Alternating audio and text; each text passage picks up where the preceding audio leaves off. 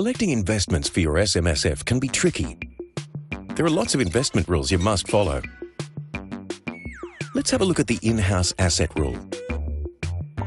An in-house asset is basically an investment in a related party of your fund, which includes fund members, trustees, their relatives, and related entities. Some examples of in-house assets include a house owned by the fund which is leased to a member's son, an investment in a company controlled by a member,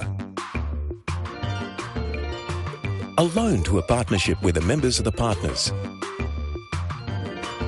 Some assets, such as business property, are not classified as in-house assets. What is the in-house asset rule? A fund can have in-house assets, but they can't be more than 5% of the total market value of fund assets. Certain events will affect the percentage of in-house assets held, so you need to be careful.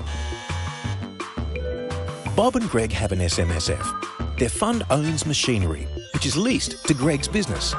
Because the business is a related party of the SMSF, the machinery is an in-house asset. The machinery started as 4% of total fund assets, but then Bob retired and took a lump sum payment. Now the in-house asset is more than 5%. The auditor reports the contravention and tells Greg he needs a written plan to dispose of the in-house asset. Greg doesn't bother because his business needs the machinery. So the ATO directs Greg to dispose of the in-house asset. This means Greg has to scale down his business operations. Bob and Greg as trustees are also fined thousands of dollars, which they have to pay out of their own pockets. You need to continually monitor the value of in-house assets so you never break the rules. Many trustees just prefer to avoid in-house assets altogether. If you want your SMSF to invest with someone you know, talk to an SMSF professional before making the investment.